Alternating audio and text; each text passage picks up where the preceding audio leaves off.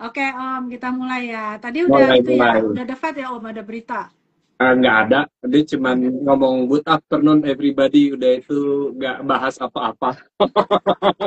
Asli, Belajar bahasa Inggris seperti doang. biasanya ya.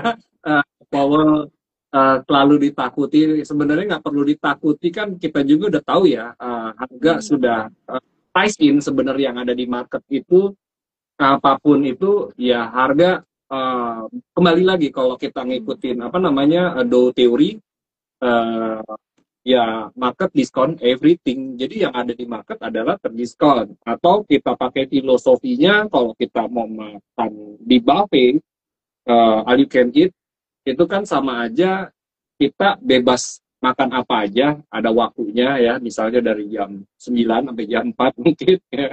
Eh, Kalau misalnya 90 menit atau 1 jam, ya kalau bisa kita prepare badan kita, kondisi kita ya kan, untuk masuk di buffet all you can eat itu sendiri gitu ya kan. Semua bisa dimakan, bisa di ini. Tentunya setiap makanan juga kan ada resiko ya untuk penyakit dan tidak ada yang sehat juga gitu Ci.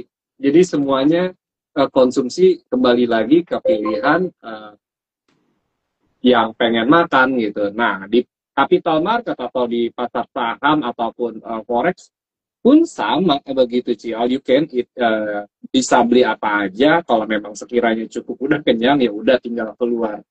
Eh, Hmm. Nyambung lagi ini kemarin, kenapa kemarin ada goncangan sedikit, koreksi ya bisa dibilang. Hmm. Koreksi 1% buat saya biasa aja, karena kemarin itu kan mungkin aku melihatnya mau rilis nih laporan jelang apa keuangan juga. Ini udah mulai volatile nih aku ngeliat nih di Japannya nih. Japannya ada mau penguatan ya. Bentar Iya, teman-teman. Nah, di sini nih. Nah, ini Japan, aku lagi lihat USD apa per Japan, USD Japannya udah, dolar mulai ada melemah. Aku ngelihatnya sih ada penguatan di eh, yen Japan ya, tapi di sini dia di time frame 1 jamnya sendiri sih belum ngebreak ya, belum Hmm. ngebreak. Lalu di sini dolar indeksnya ini dia lagi coba break pivot nih, cuman belum break market strukturnya dia, jadi ada potensi bullish juga. Nanti kita bahas chartnya. Lalu di sini ada Euro Japan. Euro Japan ini udah all time high.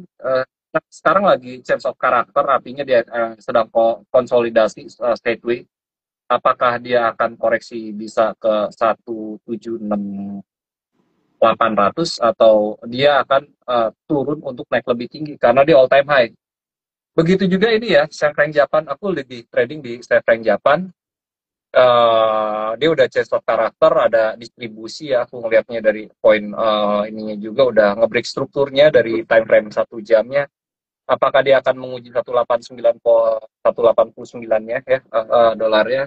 Cuman aku masih melihat respon dari yen Japan, karena yen Japan ini lagi bearish banget sih. Aku nggak tahu nih negara Jepang nih kayaknya lagi carut marut gitu sih. Hmm. Lalu aku ngelihat di sini S&P 500-nya sih masih konsolidasi ya sideways. Uh, jadi kita bahas, kalau di Lotus kan aku cuma bahas saham ya Ci ya. Karena BBK kan nggak cuma saham Ci, ya kan. Hmm. BBK lengkap. Kita ada forex, kita ada saham, sahamnya juga, apa forexnya juga sama praktisi ya, bukan lagi analis tapi praktisi. Burokaya Ritonan, dia lebih ke apa, Elliott Wave, ini ya, Elliott Wave apa namanya, aku lupa. Udah sebutin semua Experience ya, Elliott Wave sih. dia menggunakan Elliott Wave. Jadi BBK nggak cuman saham aja, tapi juga BBK juga ada forex. Nah, kebetulan juga aku sendiri trading forex khususnya untuk di per Japan ya, per Japan untuk currency-nya. Kalau di luar per Japan aku kurang. Misalnya aku trading di USD Japan atau Sefreng Japan atau Euro Japan. Aku lebih di situ. Kalau GBP Japan itu ininya Burokaya. Burokaya yang lebih seneng di GBP Japan. Kalau GBP. aku kurang. Lalu di sini ada US Oil, teman-teman bisa perhatiin ya, US Oil ini sebenarnya pelan-pelan merangkak, dia ingin mencoba Hmm. break dari 63 ya, level 63. Harusnya sih dia kembali lagi ke level 70 karena kenapa? Winter will coming ya. Sekarang udah bulan Oktober, kebutuhan energi harusnya sih eh, kalau dari sisi apa ya? Energi kebutuhan di bulan winter itu akan meningkat sih. Jadi kalau aku sebagai posisinya kayak misalnya Pak Bahlil ya atau Kementerian Energi atau Keuangan, waktu di bawah level 63, 64 adalah waktunya nimbun energi, migas sih. Karena kenapa waktu nanti winter biasanya umumnya kebutuhan energi meningkat ya kan, artinya kan kita balik lagi antara supply and demand nih Ci. Kalau memang demandnya lebih besar maka harga kan naik Ci, Naik. ya kan. Kalau memang biasanya begitu mau jelang pergantian harganya turun, misalnya kayak Maret April, kecuali kalau nggak ada global krisis ya bisa turun, tapi kalau ada kayak kemarin Ukraine atau apa namanya Israel, biasanya ada ketegangan akhirnya membuat ini. Tapi aku ngelihat dari sendiri dia masih belum mau untuk ini ya, masih belum mau eh, apa menutup kerannya ya, bukan bukan menutup, kayak membuka kerannya lagi. Jadi dia masih up supply gitu. Jadi nah kenapa Arab sendiri, gua nggak mau kalau minyak gua dihargain di bawah $50 gitu. Ya gue juga, negara gue juga punya kebutuhan, apalagi Arab Saudi dia kebutuhannya itu di 2060 dia udah nggak lagi mengandalkan pendapatan dari minyak tetapi dari pariwisata, jadi kayak Singapura, kayak Dubai gitu Ci. Jadi akan seperti itu gitu untuk dari sektor energi itu sendiri. Lalu tadi kita energi S&P 500, Nasdaq-nya masih konsolidasi. Saya itu ya aku ngeliat di 30 menit 1 jamnya juga, 4 jamnya juga. Walaupun kemarin sempat all time high lagi, sempat ada bonus apa namanya? Kalau yang melakukan short selling dapat otomatis 1% ya dari bursa Amerika. Lalu untuk Dow Jones-nya juga masih konsolidasi ya, belum ada all time high lagi. Sedangkan bursa-bursa Asia ya kayak Nikkei, Indonesia all time high terus nih ya. Iya. Artinya eh, ditinggalin asing tapi kita Bertahan. beda. eh, Bertahan. Bukan bertahan sih. Jadi gini, eh, beda apa ya, rumput tetangga selalu lebih hijau gitu sih. Jadi Ah, setiap negara itu memiliki fundamentalnya masing-masing sih. Mungkin hmm, Indonesia fundamentalnya untuk saat ini ya sedang beralih ke EBT gitu ya Ci ya, energi terbarukan, karena yang biasanya menggunakan batu bara atau menggunakan yang lain-lainnya gitu Ci. Itu dari Indonesia. Sedangkan kan kalau Amerika itu kan manufaktur dan teknologi gitu ya. Terusnya juga memang didukung energi juga dan hmm, agrinya juga. Kalau Jepang, Jepang sendiri kan teknologi dan manufaktur gitu, seperti halnya Korea Selatan gitu, Ci.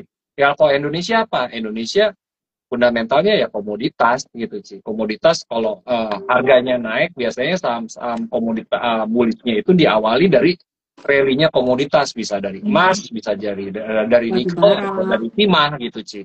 Itu kembali lagi permintaan pasarnya besar atau tidaknya.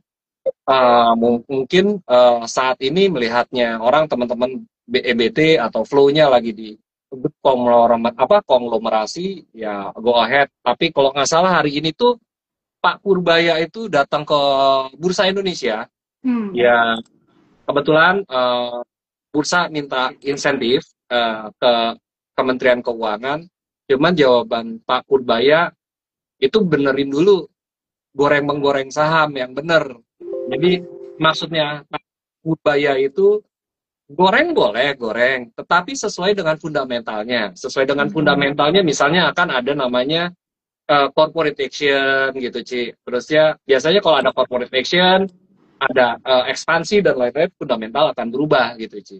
Nah itu lebih ke sentimen. Tetapi kalau nggak ada isu apa-apa, tiba-tiba hanya memainkan berita, ini menggoreng, ini yang bahaya gitu. Akhirnya tujuannya apa? Untuk menyelamatkan para investor retail gitu, Ci. Karena buat aku sendiri kewalahan, Ci. Aku sendiri ya, aku sendiri jujur aja kewalahan ini saham pernya ya, price earning ratio-nya tuh udah nggak masuk akal. Perusahaan baru jadi tiba-tiba jadi 20 besar di cap besar Indonesia. eh, Orang beli masa depan, cuman masa depannya belum tentu jelas gitu. Kalau misalnya ya, contoh eh, kayak kita kan setiap hari ini dalam keseharian sih di rumah itu menggunakan apa? Misalnya internet, televisi, komputer, handphone. Itu kan adalah satu produk ya. Atau kita pengen transfer ya kan. Itu masih bisa kita lihat secara nyata gitu perusahaan dan produknya. Tetapi yang kita ngeliat kayak kemarin aku ngeliat ada 1,2 triliun. Oh, punya grup konglomerasi. Ya kita masih minim gitu ya mengeraba fundamentalnya enggak, laporan kinerja keuangannya enggak, tetapi kok ada yang ngebakar duit 1-2 triliun gitu. Buat aku aneh aja gitu, nggak masuk gitu. Bahkan kita di BBK juga memang nggak masuk gitu, Ci, screening kayak gitu. Jadi memang kita juga pilih-pilih saham yang benar-benar ya minimal Iya. minimal ya minimal indeks Kompas 100. Kalau pengen lebih beratin lagi di Jakarta Islamic Index atau indeks JI 70 gitu, Jakarta Islamic Index 70. Karena kenapa kemarin aku sempat bahas ya sama teman-teman di sini, aku coba alihkan di sini. Nah, di sini ada namanya indeks ya. Di sini indeks ini memang performance-nya ya SG ini ditopang sama Jakarta Islamic Index sih ya. Sepanjang 2025 ini orang kok nggak katanya fundamentalnya begini, ininya mahal. Jadi kalau teman-teman yang kita lihat nih di sini sebenarnya IHSG di sini adalah ada fundamentalnya, cuman kita mungkin biasanya pada beli LQ45 atau indeks BUMN atau misalnya yang di luar dari Kompas 100. Tapi kalau kita lihat peer to peer antara Jakarta Islamic Index 70 dengan IHSG ini kenaikannya, IHSG-nya naik 9%, 11%-nya Jakarta Islamic Index. Itu ada apa aja ya, kayak BRIS, Telkom, Astra Indonesia, apalagi ada saham Petro juga ya, Petro Cuan juga ya. Petro juga, terusnya apalagi Jakarta Islamic Index. Banyak banget deh, dia ada 70 saham. Terusnya juga Kompas 100. Kompas 100 aja ini masih lebih baik 100 saham dibanding indeks BUMN yang masih terdepresi 9%. Hari ini terdorong sama sektor perbankan sih untuk indeks BUMN itu sendiri. Tapi aku ngelihat tadi ada beberapa sektor seperti PTPP, Adikarya itu udah mulai ada sinyal tuh sesi satu tuh. Cuman aku masih belum terlalu yakin apakah ini untuk sinyal untuk beli atau belum untuk indeks BUMN. Lalu ada LQ45, LQ45 juga biasanya umumnya yang diperdagangkan oleh para investor atau hedge fund atau para retail yang baru belajar. Memang kalau yang beli saham-saham LQ45 ini masih bisa dibilang sedih ya. Karena kenapa? Depresinya IHSG-nya naiknya 9%, sedangkan LQ45 masih terkoreksi 13,8% gitu, Ci. Jadi tenang aja. Biasanya kalau LQ45 ini kan story ya. Story ceritanya ini lebih ke dividend play, Ci. Jadi biasanya para influence saham, kenapa untuk saham-saham pemula belajarnya di LQ45 atau di indeks high dividend. Karena indeks high dividend sendiri masih terdepresinya, ini yang paling aku komparasi itu Jakarta Islamic, Kompas 100, BUMN, LQ45, indeks high dividend. Jadi yang paling terlemah ini di indeks high dividend. High dividend ini masih terdepresi sebesar 18%. Nah, high dividendnya ada BRI, Mandiri, BCA, Unity Tractor, PTBA juga itu biasanya yang memberikan dividen rutin setiap tahunnya lebih dari 3-4 tahun terakhir itu dia biasanya return kasih ROE-nya untuk dividennya itu bisa 4-12%, bahkan kalau memang lagi boomingnya sendiri bisa kayak Unity Tractor 2 tahun lalu itu kasih 23% gitu sih. PTBA juga sama, dia bisa memberikan 18% gitu. Kalau lagi komoditas boom gitu sih. Jadi ya ASG gimana? View-nya sih nggak ada masalah. Kita kembali lagi point of view-nya kalau teman-teman yang jangka pendek mungkin khawatir IHSG udah waktunya koreksi. Cuman kalau kita tarik secara jangka panjang gitu Ci ya, Mm-mm. itu udah nge-break loh Ci, dari triangle loh Ci. Kemarin aku udah beberapa kali sebenarnya ini lagi di neckline. Aku bilang gitu neckline. Orang itu kalau yang hilang barang pasti pengennya turun, bener gak Ci? Mm-mm. Pengennya ya gue udah hilang barang, gue pengennya sih nampung lagi di nada. Nadah lagi di bawah, tapi di sini jangan lupa teman-teman, ini broadening wedge dan ini di break full body, ini time frame-nya weekly ya. Kita tarik resisten dari eh, bulan April ya, bulan April tahun 2022 itu harga tertingginya itu kan tanggal 11 ya. Itu kan harga tertingginya kurang lebih ada di level berapa? 7349.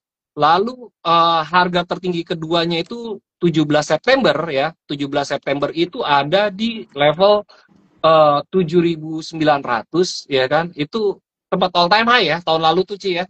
Habis all time high koreksi orang bilangnya crash. Kalau buat aku sih nggak crash, itu biasa aja, koreksi-koreksi aja. Kalau crash karena kenapa nggak ada sebab dan akibat. Ya ini ada peralihan pemimpin negara aja, karena waktu 2024 itu nggak cuma Indonesia aja, tapi ada Amerika, ada Inggris, ada Italia, bahkan Uni Eropa lah. Jadi memang beberapa pemimpin negara adidaya juga ada perubahan secara ini ya, khususnya kayak negara-negara G7. Jadi ya namanya kepala negara kan maunya ya presiden is the king ya, atau perdana menteri is the king. Jadi dia punya program-program untuk mensejahterakan masyarakatnya mereka sendiri gitu, Ci. Jadi teman-teman bisa lihat dari sini, ini udah nge-break neckline. Kalaupun ada koreksi sehat, buat aku sih wajar-wajar aja. Sekarang ini lagi di 8.000 berapa? 8.250 ya. 250. Mm-mm. 8.250, kalaupun dia agak sedikit koreksi ke 7, seperti aku bilang, dia koreksi 7.800, 7.700, dia masih sehat, nanti masih fair aja gitu sih. IHSG. Jadi kembali lagi ke IHSG, kemarin mungkin orang pada animonya di grup konglomerasi ya, Iya. tetapi kembali lagi kalau teman-teman lupa bahwa banking ini kemarin aku udah seminggu 2 minggu terakhir itu aku bilang lucunya sih banking itu disupport gitu, area-area support, padahal ya kok all time high terus tapi bankingnya turun, enggak, banking ini pas disupport, begitu bankingnya naik area support ya kan ngedorong lagi ya IHSG-nya, karena suka nggak suka, like or dislike, ini masih punya beta terhadap IHSG ya. Salah satunya kayak BRI aku udah notice ini dari hari Senin, Selasa ya, dan achievement almost ya dari target pertamanya. Jadi kalau yang suka namanya buy the dip, bottom fishing, yang istilahnya kayak gitu, kalau kita belajar namanya apa namanya market struktur ya. Nah ini teman-teman kalau belajar namanya pivot, mungkin teman-teman di sini pada pakainya Fibonacci. Karena kenapa? Fibonacci itu kembali lagi sifatnya objektif. Sedangkan pivot itu Fibonacci itu sifatnya subjek. Sedangkan pivot itu sifatnya objek. Jadi you trade by object or subjek gitu. Kalau misal tradingnya atau investnya by subjek, ya udah berarti kan targetnya subjektif juga gitu, Ci. Tapi kalau investmentnya atau tradingnya by object, berarti kan targetnya juga secara objektif dan itu akan berkala gitu, Ci. Apakah udah boleh beli? Ya sebenarnya udah kita wording itu udah antisipasi. Orang masih ragu banking belum di ini. Ya aku sendiri hari Selasa sebenarnya di Lotus Sekuritas besok waktunya rotasi sektor. Banking main, BCA, BRI, Mandiri. Ternyata Rabunya enggak, telat sehari, baru jalannya hari Kamis. Ya kalau uh, almarhum Koko ya, sebagai sahabat juga, guru juga, sebagai ini juga, Ko Asun, ya kadang namanya apa namanya kuantitatif KMI ya, KMI trading kadang-kadang bisa maju sehari, kadang-kadang bisa telat sehari gitu, Ci. Jadi nggak ada hari yang pas. Jadi kadang-kadang bisa telat sehari, kadang-kadang bisa lebih cepat 1 hari. Kalau memang lagi pas harinya itu, ya pas kebetulan aja. Karena aku nge-call banking itu hari Selasa. Harapannya hari Rabunya tuh jalan, ternyata telat sehari, jalannya hari Kamis gitu. Tadi juga dibisikan juga, kita sempat diskusi juga untuk banking. Apakah Om beli? Aku beli. Aku beli untuk banking ya, memanfaatkan karena kenapa? Semua teman-teman juga tahu, lihat saham-saham PTPP itu BRPT-nya udah terlalu tinggi, terusnya yang belum tinggi itu kan TPI ya, yang belum all time high lagi ya. Kalau dari grupnya Prayogo ya, tinggal TPI sendiri secara beta matrixnya dia sebagai cap nomor 3 di ASG tapi nggak dimainkan gitu.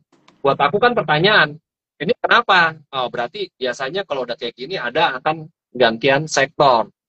Kalau misalnya backingnya fatigue atau lelah, baru dia akan dimainkan. Gitu. Ini BRI, lalu BCA bullish engulfing ya, BCA-nya sendiri dan potensi ada bikin double bottom ya.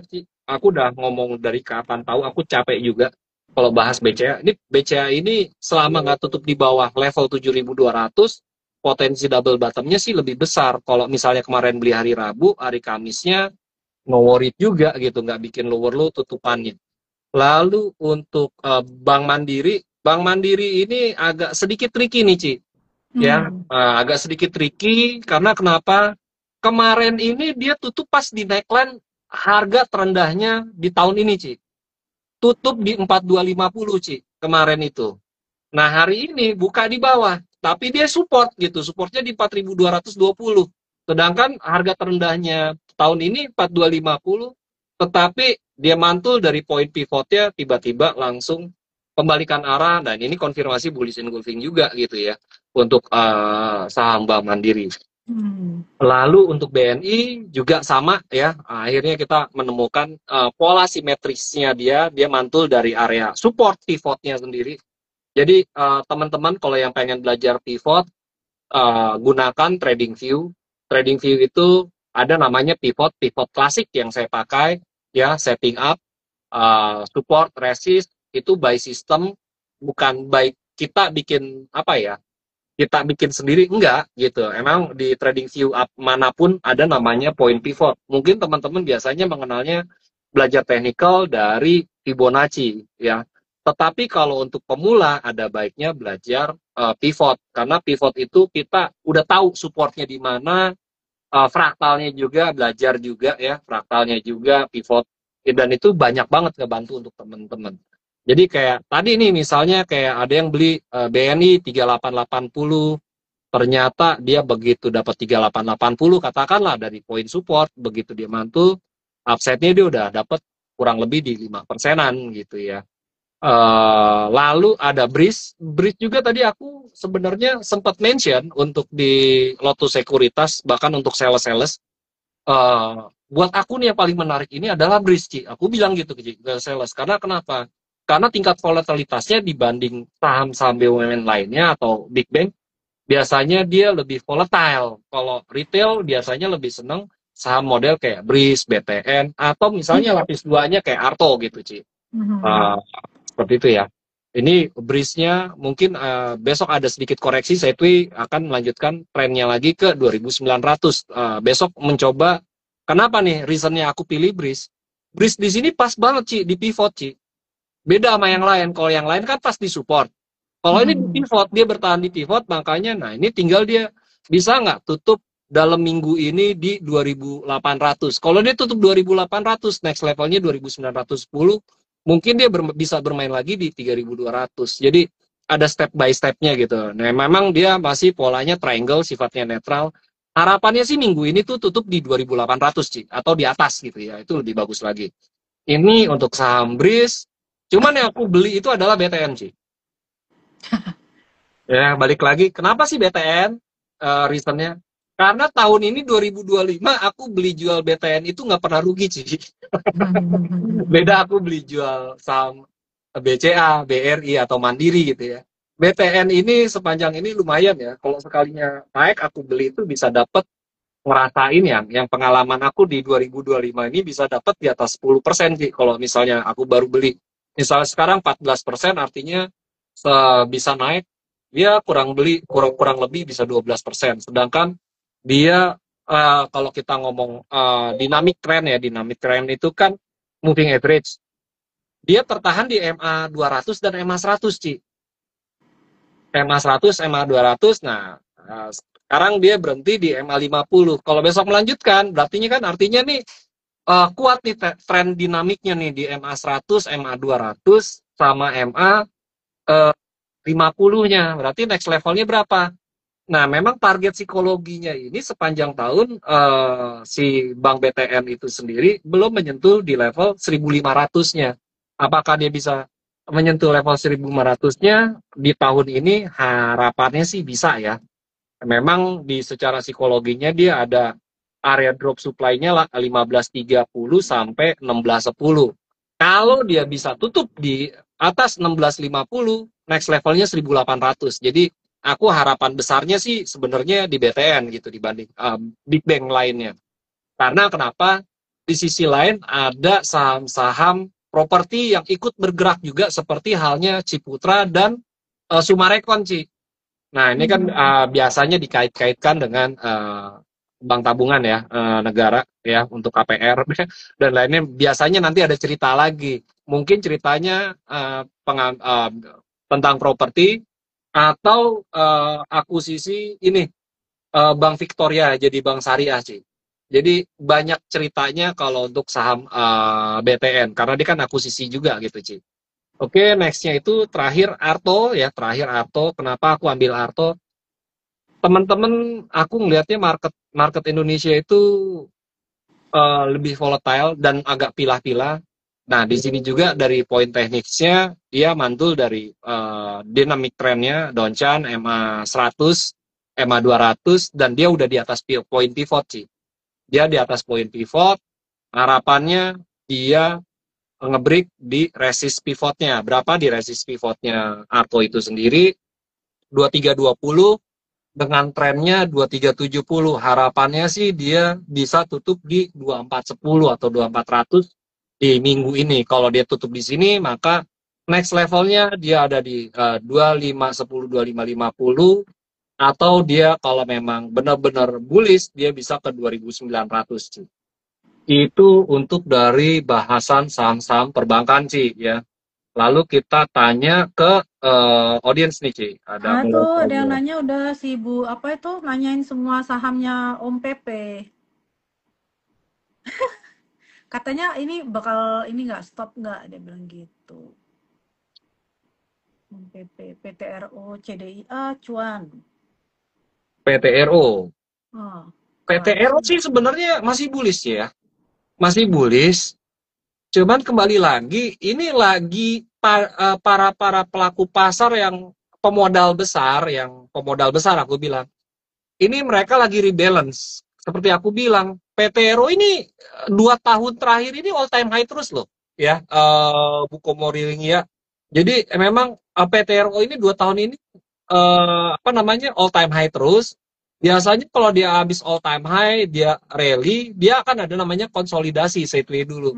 Nah, ini udah ditandai ada namanya fraktal dan dia juga udah menyentuh level parabolik SAR-nya, dia artinya dia akan ada konsolidasi sideways setidaknya 1-2 minggu lagi gitu. Jadi apakah udah selesai?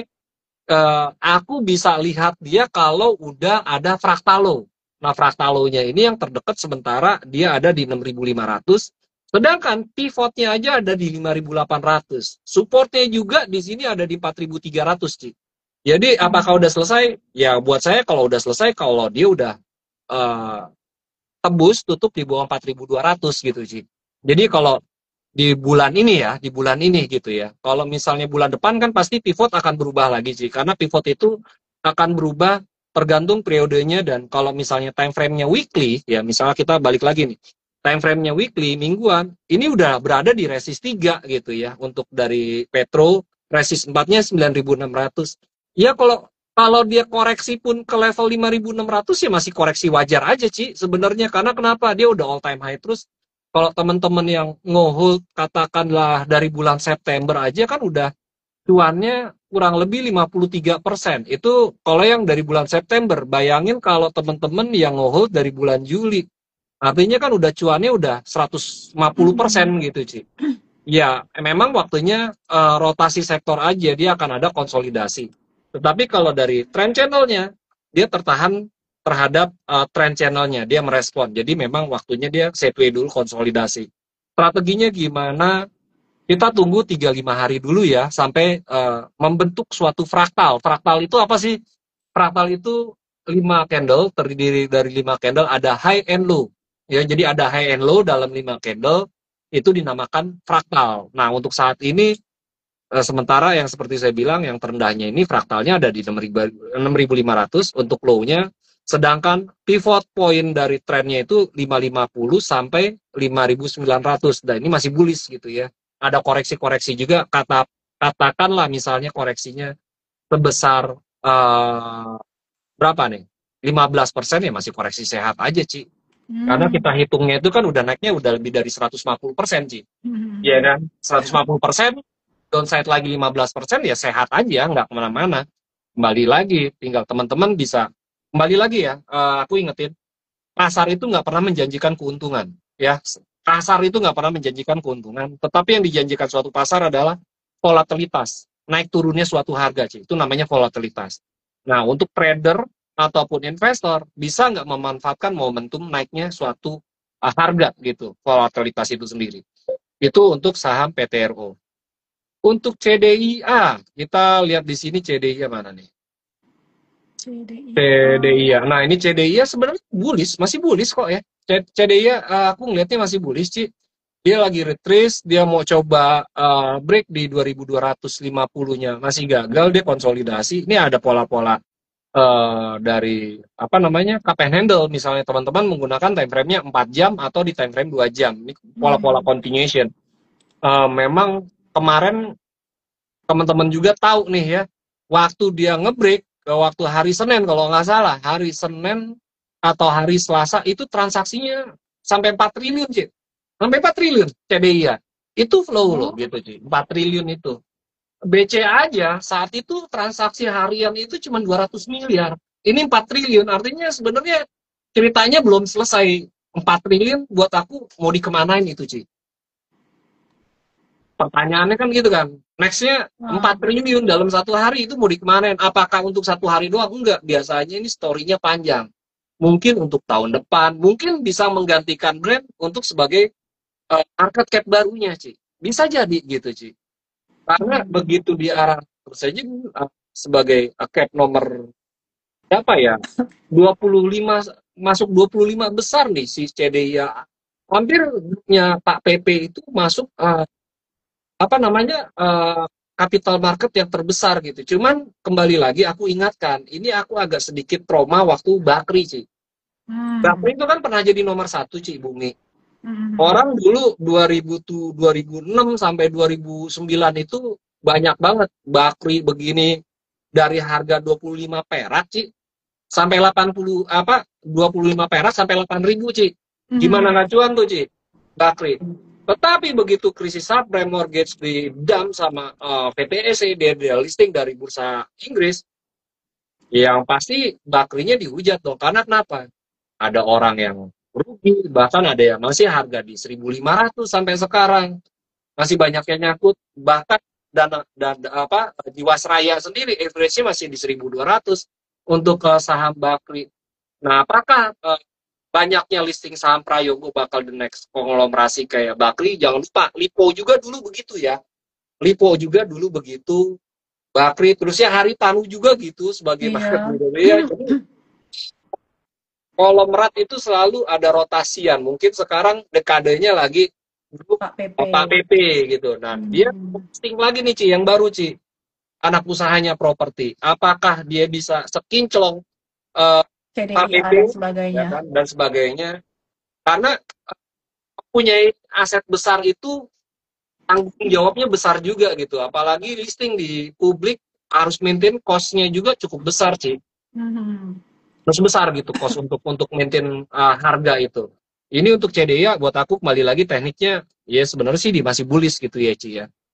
Lalu cuan koin, cuan juga masih bullish, apa yang mau di ini nih. Jadi Pak PP masih bullish semua ya. Pak PP masih bullish semua. Supportnya sendiri di sini kalau kita ngitung pivotnya aja 1570. Dia tertahan di resist 4 nih. Ya, resist 4-nya di 2390 atau 2400. Kita pakai weekly-nya juga. Resist 3-nya malah belum, Ci. Nah, ini masih secara weekly masih bullish gitu. Yang bisa gagalin bullishnya dia 2 minggu depan ya, dua minggu ke depan dia tutup di bawah 1600. Artinya dia false break, Ci. 2 minggu aku bilangnya. Artinya kan karena candle-nya candle weekly, Ci. Jadi teman-teman yang udah beli mau nggak sabar 2 minggu? Ini masih bullish, ya. Bisa ke berapa? Dia bisa aja 2450 atau 2500, bahkan bisa ke 3200. Iya, Cuman kembali ketinggalan lagi, bisa. sektornya ini lagi rotasi gitu aja. Tinggal teman-teman investmentnya untuk jangka time frame mingguan, harian, atau jam-jaman. Tapi kalau dari sisi technical, ini bisa jadi tweezer top, Ci. Karena doji kemarin sama doji hari ini. Kalau besok ada melanjutkan pelemahan, tutup di bawah 2200, dia ada potensi menguji level 1900 sama 1800-nya gitu, Ci. Ini untuk saham cuan. Lalu koin juga masih bullish ya. Saham-saham IPO rata-rata masih bullish ya. Jadi kenapa jarang kita bahas tuh. IPO pivotnya juga masih jauh banget ya. Pivotnya ada di 3060, supportnya juga lagi di 2200, sekarang 3500. Fraktalnya di sini sendiri dia harus break fraktal. Kalau ada break fraktal high-nya dia ini ada 3860. Bisa nggak dia kira-kira? Aku ngelihatnya sih harusnya sih koreksi dulu nih. Sekali, dua kali dia gagal mencoba break di 3860. Wajarnya sih dia koreksi ke level ini, Ci. Tutup gap, Ci. 2950 sampai level 2700, Ci. 2950 sampai 2700 itu koreksi-koreksi sehat juga, koreksi wajar. Bahkan kalaupun terpaksa koreksinya sampai level 2500 juga, buat aku masih koreksi sehat, Ci. Cuman karena Om nggak punya barang, ya kembali lagi, gue jarang beli saham IPO, Ci, sampai dia terbentuk 4 bulan, Ci. Kalau belum 4 bulan, belum 6 bulan, gue masih belum mau beli saham-saham IPO. Kalau dapatkan bisikan-bisikan dari sana sini dari sini, ya go ahead, karena aku melihat berdasarkan pergerakan harga aja ya, harga supply and demand. Nah, ini kan dari teman-teman juga dari harga 135 perak ya beli koin, atau misalnya yang baru beli kemarin di 1000 perak atau 900 perak, sekarang udah naik 3500 perak, udah berapa persen gitu. Kenapa nggak di compounding? Maksudnya compounding tuh gimana? Jadi yang kalian cuan, kalian putar lagi duitnya, gedein lagi, mungkin saatnya beli safe asset. Safe asset seperti apa? Ya mungkin ya perbankan yang tadi awal kita bahas gitu, Ci, kayak banking. Itu kan safe asset. Artinya apa? Kita beli saham itu adalah kita beli surat berharga perusahaan, Ci. Ya, teman-teman kalau misalnya deposit atau top up di RDN, pakainya bank apa? Apakah pakai BRI, pakai bank? Itu kan produknya masih kita kenal, bener nggak, Ci? Nah, kurang lebih sih analoginya seperti itu gitu ya. Oke, review GPRA, ACST, Unilever. Ya tak recall. GPRA aku ngeliat hari ini tuh ada akumulasi loh, besar ya. Coba aku lihat bener nggak nih? Nah, bener ya. GPRA aku lihat ada akumulasi besar. Tadi aku sempat mention juga ada akumulasi, markup akumulasi. Bener nggak, Ci? Nah, tuh ya, tuh bener tuh ya, dicuci juga tuh. Berapa Biru hari tuh, Ci? semua. GPRA, Ci? Udah 1, 2, 3, 4, 5. 5 hari ya akumulasi, walaupun harganya turun dia ada akumulasi. Makanya tadi aku Ini ngeliat kayak GPRA. mirip-mirip sama PSAB berarti waktu dulu ya, waktu Nah, masih awal-awal itu. Maksudnya akumulasi tapi harganya turun, Om. harganya masih di situ-situ aja, berarti Iya. dia belum selesai akumulasi. Tapi aku ngeliat dari punya BBK punya itu, Ci, bawah. Ini tinggal meledaknya aja, Ci. Tinggal meledaknya aja dia lagi akumulasi. Nah, kembali lagi di saham Gepra. Di sini kenapa sih Gepra kalau kita reasonnya dia ada akumulasi? Karena dia tertahan di area MA 200, Ci. MA 200 dia tertahan, dan dia di antara MA 100 dan MA 200. Kalau dia berhasil tutup di 138, maka dia selanjutnya akan ke level psikologinya di 150 sampai 160, Ci. Apakah boleh beli? Kembali lagi, tidak ada larangan membeli dan menjual, ya. Ada resikonya. Resikonya ini, ya, untuk geprak nggak boleh tutup di bawah 117. Artinya resikonya berapa persen nih? Kalau harga dari sekarang 117, resikonya 10%. Artinya kalau dia 10%, berarti rewardnya biasanya kita kecil, sih. Resikonya 10%, artinya rewardnya kurang lebih 1:1 nih. Ya, 1:1 bisa 142 atau bisa 147, 143. Jadi 9 sampai 14% oke lah gitu ya, 1:1 gepranya ya. Apalagi kalau dia berhasil dari trend channelnya di break, ya, trend channelnya ini kan dia harus konfirmasi tutup di 150, 155, artinya dia break dari poin triangle-nya. Kita ambil nih polanya dia, kalau dia emang break dari triangle-nya dia sendiri, harusnya sih kalau dia tutup di 150, next targetnya dia bisa 200 sampai 210 sih. Itu untuk Gepra ya. Selanjutnya ada ACST. Ini emasnya turun lagi. Untung jualan MDKA. Ganti BT6 atau emasnya ada apa nih katalisnisnya nih emasnya ya. Aku lagi lihat emas lagi turun di 1 jamnya, tapi masih berada di atas poin pivot. Kita lihat 4 jamnya juga masih di atas supportnya juga. Aku sih lagi pengen beli, cuman nunggu momentumnya ya untuk emasnya itu sendiri. Oke, kita lanjut ke saham ya, Gepra. Oke, ACST ya. ACST. ACST aku hari ini juga ngeliat ini loh, Ci. Apa akumulasi kalau nggak salah. Cuman keburu kempes dia. Bener nggak? Nah, bener ya. Akumulasinya tuh. Aku ngelihatnya ACST itu akumulasi gagal tutup di atas pivot. Dia masih di atas EMA 50. Praktalonya ya. Aku bilang praktalo terendahnya ini dia nggak boleh tutup di 126, Ci. Nggak boleh tutup di bawah 126. Nih lagi coba-coba nih dia break Dia nih. mau tembus Cuman gagal. atas. Jadi aku juga tadi pengen masuk ACST, kirain mau ngebreak kurang lebih sama pola-polanya yang BBK punya. Kalau di BBK kan udah secara sistemik, secara bot udah ada gitu ya, orang yang nggak ngerti membuat pola-pola triangle, BBK udah kita panggil namanya, udah ada tuh langsung ada triangle-nya. Dan aku memang melihatnya sih memang dia ada akumulasi hari ini. Ini baru hari pertama ya. Bisa aja besok akumulasinya gagal, Ci. Ya, untuk si ACST. Lalu untuk Unilever, Unilever agak ngeselin nih, Ci. Kenapa? Naik kan? Naik, cuman ya begitu nih, di naik lain terus beberapa kali gagal nih. Harusnya kalau besok naik Satu, sih dua, lanjut, Ci. tiga. Tiga Ini, kali.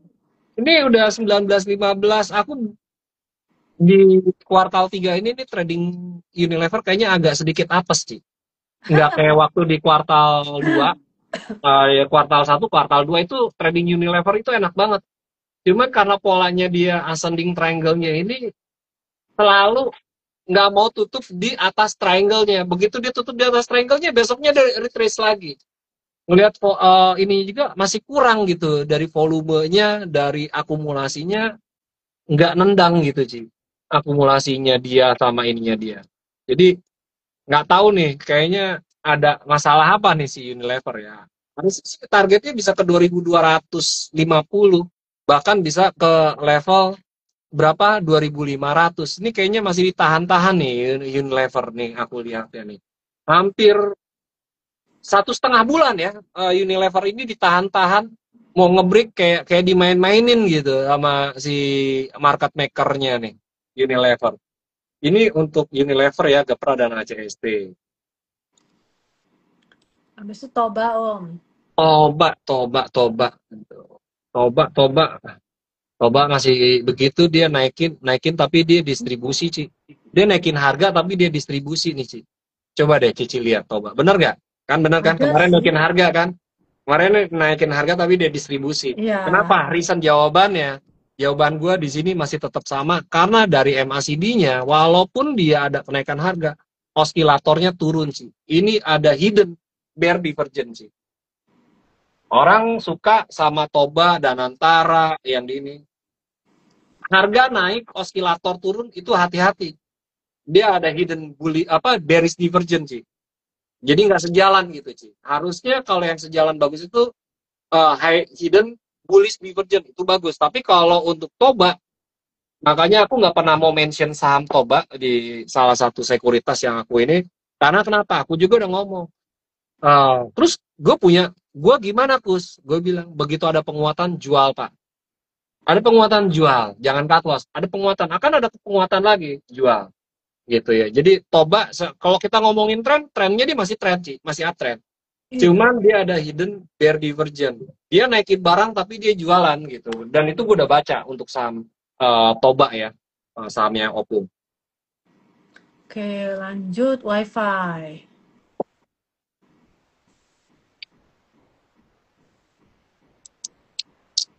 Saham WiFi, Solusi Energi, ini ceritanya sih masih panjang sih. Kemarin dia ada syuting, dia gagal, tutup lagi. Dan menariknya ini, gap-nya dia jadi support sih. Iya, ada Bertahan gap. udah kena gap, gap-nya jadi support. Ini harusnya sih WiFi ini masih lanjut main sih, kalau WiFi ya. Kalau ngeliat dari price action-nya, resist 2-nya ini jadi support. Resist 2-nya itu di 3.200 sampai 3.150. Jadi support tuh, Ci. Harusnya sih aku bisa jadi rekomendasi besok nih, Ci. Aku bisa jadi rekomendasi besok untuk buy cut if close below 3160 atau 3140, cut dulu atau reduce. Ya, sebenarnya secara trend supportnya dia di sini ada di 2800 2750. Tetapi kalau untuk minor, untuk day trader, kalau dia tutup di bawah 3140 ada baiknya exit dulu aja atau reduce dulu. Tapi aku ngeliatnya masih oke. Dari indikatornya juga dia masih oke, masih sejalan, berbeda dengan Toba gitu ya. Kalau Toba ada hidden bear divergence, tapi di sini masih ada penguatan. Cuman memang dari trennya aja dia tidak memberikan sinyal untuk mengkonfirmasi tren kenaikan atau bullishnya. Nah, ini enaknya dia di area point support untuk saham WiFi. Oke, lanjutnya Bumi. Bumi itu kemarin aku udah bahas di Lotus Sekuritas, selama dia nggak tutup di bawah level 127 atau 124, dia masih aman. Dan teman-teman juga, kalau kemarin yang di malam ya, lebih jelas, malam itu kan aku pakai Zoom. Di sini, siapa namanya, Bumi ini pas banget di trend channel, upper trend channel. Artinya pivotnya ini bisa dijadikan acuan untuk support jangka pendek di 136 ya. Sorry, 134 sampai 137 itu adalah area point supportnya sih. Jadi biasanya dia kemarin dia bikin symmetrical, biasanya dibikin symmetrical lagi akan panjang lagi. Kalau yang udah beli tadi di misalnya di berapa tuh? Bumi oke, udah beli tadi tuh buka atas ya, buka atas ke bawah, tiba-tiba korektif, ditutup, ya wajar aja. Harusnya sih dia bisa besok bisa bisa potensi apa namanya, inside bar sih. Inside bar itu bikin candle di tengah-tengah nih, bisa aja dia besok bukaan di 144 148 tuh sih. Dia udah ngasih sinyal dia mau sideways untuk saham Bumi gitu ya. Next, Oke. MTech. Untuk MTech kasih sinyal doji kemarin sempat menyentuh level resist yang jadi support, lalu sekarang dibikin doji, bikin galau ya.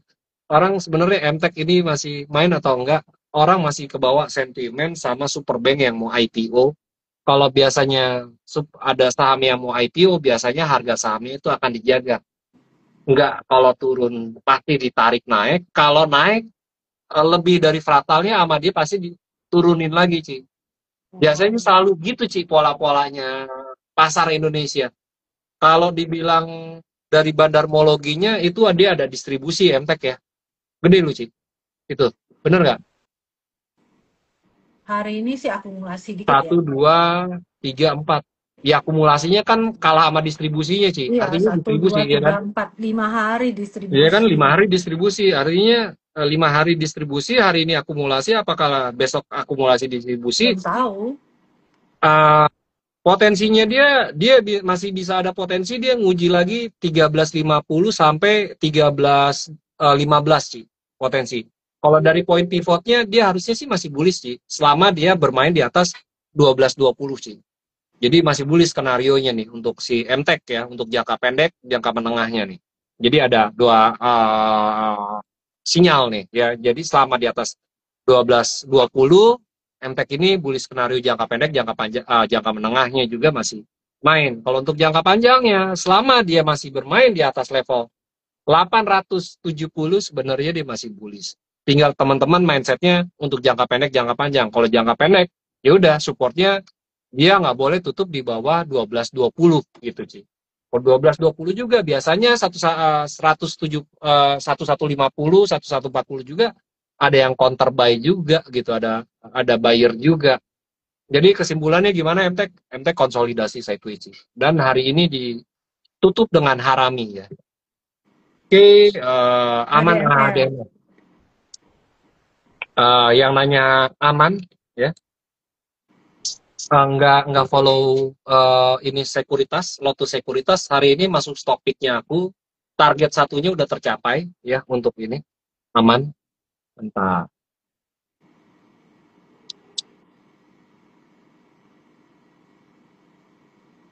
Oke, di sini hari ini tuh ada aman. Aman nomor 1 karena kenapa? Ya, di sini di Lotus Sekuritas tiap pagi itu yang bikin stock pick-nya itu aku. Nah, ini di sini stock pick-nya saham aman. Kalau aku perbesar ya, aman mineral.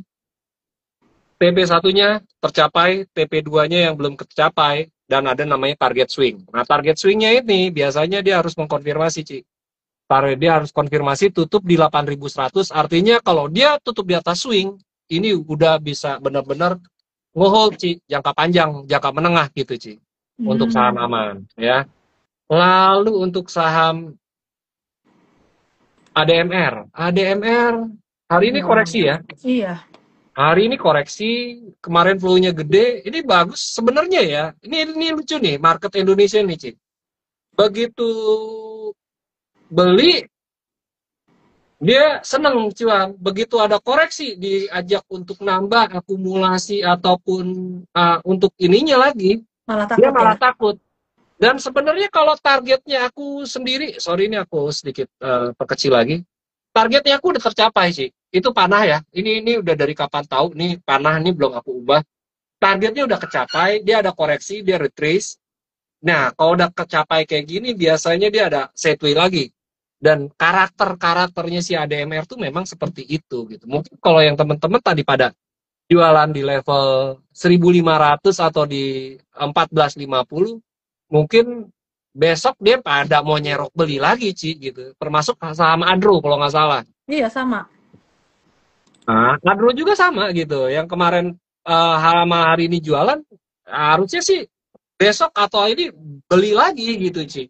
Ini udah break struktur untuk jangka pendek, bisa jadi double bottom minor juga gitu si Adro, dan dia lagi melakukan retrace. Sama satu lagi di ADMR. Ini masih koreksi-koreksi sehat, masih wajar gitu, Ci. Oke, aman. UNTR, Om. Bukan masalah UNTR, Ci. Nah, apa tuh? UNTR sama PSAB ini ya, bersaudara ya? Masalahnya waktu kita, Ci. Oh iya, udah jam 20 Bukannya kita nggak sayang, nggak cinta, Ci. Bener, aku bener, Pak Iqbal Jakarta, aku setuju. Tadi aku sesi 1 aku ngelihat Adi sama PTBP konstruksi, terusnya ada Weton, ada WG juga ya. Nah, cuman aku sendiri masih ragu. Ya harapannya sih bener ya, PTPP, Adi, Weton, Waskita masih digembok. Cuman harapannya konstruksi. Jadi memang tadi sesi 1 aku setuju tuh. Om Bul dong, makasih. Bul, kita tadi hari ini call ya di level 202, terusnya tutupan di 210, 212. Targetnya itu psikologi di 222, terusnya 236 di next level psikologinya, swingnya kalau dia tutup di 262. Itu untuk saham BLUS. Gue masih ingat angka-angkanya sih. Karena hari ini gue nge-call saham BUL ya. Paulis. Oke, PGO oke. Hari ini tuh spek buy ya, PGO, sorry tadi yang ini. Jadi gue nggak buy chart aja, gue jawaban ini spekulatif buy karena oke, dia memang bikin doji-doji dari saham PGO. Supportnya sendiri dia ada masih tetap ya, belum berubah, supportnya masih di 1.300, dia nggak boleh tutup di bawah 1.300 itu aja untuk PGO. Jadi gimana nih Cik? Sekarang kesimpulannya Cik. Ya, aku sendiri teman-teman terakhir nih di sini sebelum aku tutup sebentar di sini aku kasih chart satu lagi, chart terakhir dari aku sebelum kita sudahi. Jadi untuk menjadi bahan pertimbangan teman-teman ya, untuk jadi bahan pertimbangan teman-teman, bukan untuk menakut-nakuti atau membeli dan menjual di sini. Memang fundamentalnya berbeda setiap negara. Nah, ini adalah dolar indeks, ya. Kita lihat hari ini emas. Tadi malam aku sempat bilang emasnya lagi koreksi nih, Ci. Aku sih pengen beli nih, Ci. Cuman untuk di harga saat ini aku belum mau beli. Teman-teman perhatiin, ini bukan saham, dolar indeks ya. Ini ada potensi double bottom, Ci. Karena dia merespon dari area support rejection-nya dia di level 95. Nah, sekarang dia mau coba resist satunya udah di break loh, Ci. Ya. Dolar atau DXY ini dia udah di break resist satunya. Kalau resist satunya di break, maka next targetnya berapa, Ci? Resist 2 dong. Ya kan? Resist 2-nya itu ada di 99.500. Sedangkan harga tertinggi 3 bulan lalu itu ada di level berapa nih? 99.8 sih. Kalau dia nge-break di level, katakanlah tutup di level 100 sih, ini udah salah satu konfirmasi double bottom sih. Pertanyaan selanjutnya gini sih, kalau dolarnya di atas 100 atau 102, rupiah gimana sih? Itu yang jadi pertimbangan. Jadi aku bukan untuk nakut-nakuti, cuman untuk menjadi bahan pertimbangan teman-teman apa yang akan terjadi dalam waktu dekat gitu ya.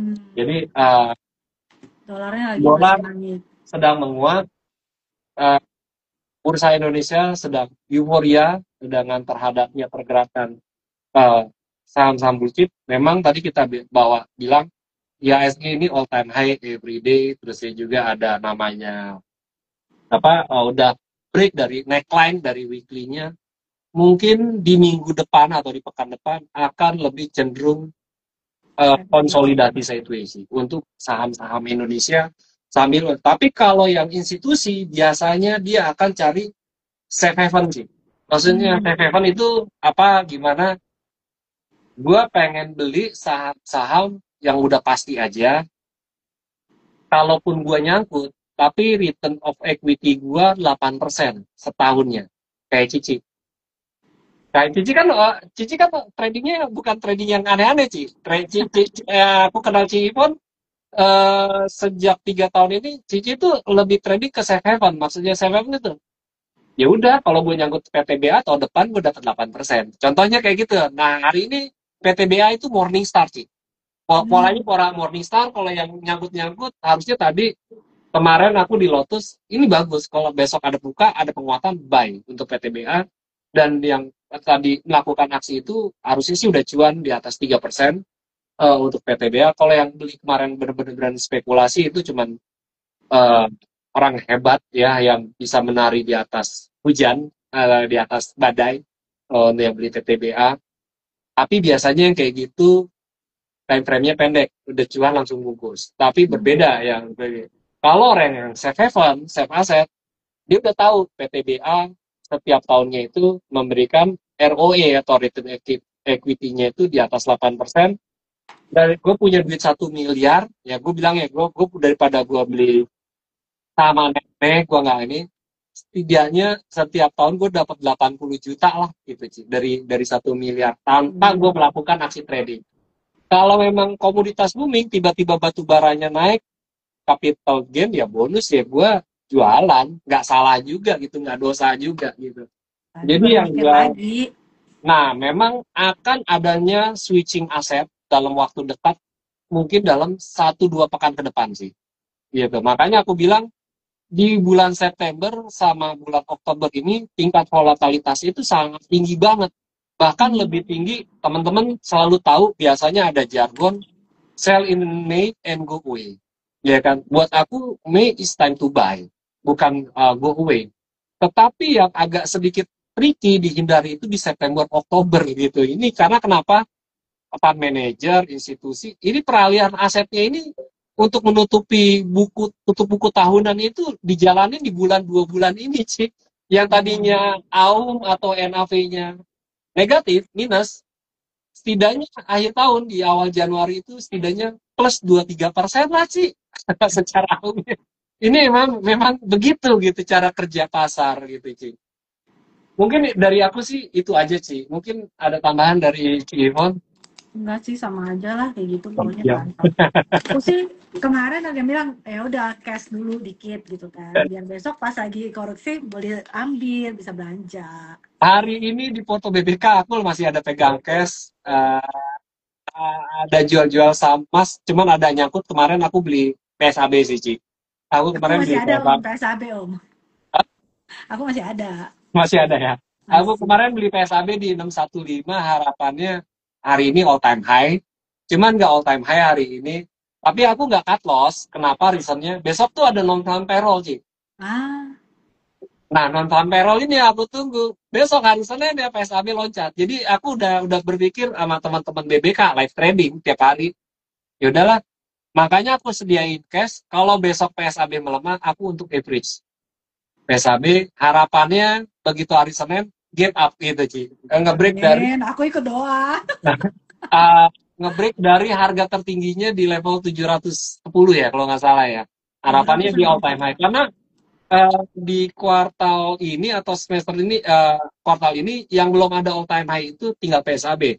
Arci udah, HRPA-nya juga udah, BRMS-nya juga udah. Yang Antam kan udah all time high, belum ya. Antam yang belum all time high itu Antam sama satu lagi PSAB. Iya. Jadi itulah reasonnya kenapa aku pilih emasnya masih naik. Hari ini aja tuh mantul lagi. Tadi sempat turun dari 4.050 sampai 4.009. Sekarang udah di 4.026 lagi, udah 20 poin lagi mantul, Ci. Kalau bisa pakai satu lot udah $2.000 itu, Ci. Gede. Oke. Mungkin dari aku itu aja. Besok kalau yang ketinggalan yang tanya, aku di Lotus Sekuritas jam biasa malam jam 8 jam segini. Cuman ada cumanya, Ci. The next week kita nggak akan ada di malam lagi Lotus Sekuritas, tapi di market open, Ci. Pre-open. Kalau jam biasanya kan jam pagi itu kan ada Mas Krisna, fundamental, ekonomi, karena dia dosen ya, dosen ekonom di salah satu perguruan tinggi ternama ya. Dia dosen ekonom, dia juga praktisi juga, pelaku pasar juga. Dia analis dari fundamentalnya juga, dia juga oke, Mas Kris. Nah, kalau aku begitu selesai dari Mas Krisna, masuk ke sisi technical, aku yang ininya. Nah, itu sampai kapan? Sampai market buka jam 9.30, jadi tanya jawab sambil. Ini challenge buat aku juga ya, karena owner si Lotus Sekuritas pengen bawa audience lain belajar dari risk management gitu. Jadi biar mereka bisa jadi mandiri gitu, Ci. Mungkin itu sih dari aku, Ci. Terima kasih, Ci Ivan. Kita ketemu lagi hari Selasa. Selasa. Oke. Thank you Om Kus, thank you semuanya.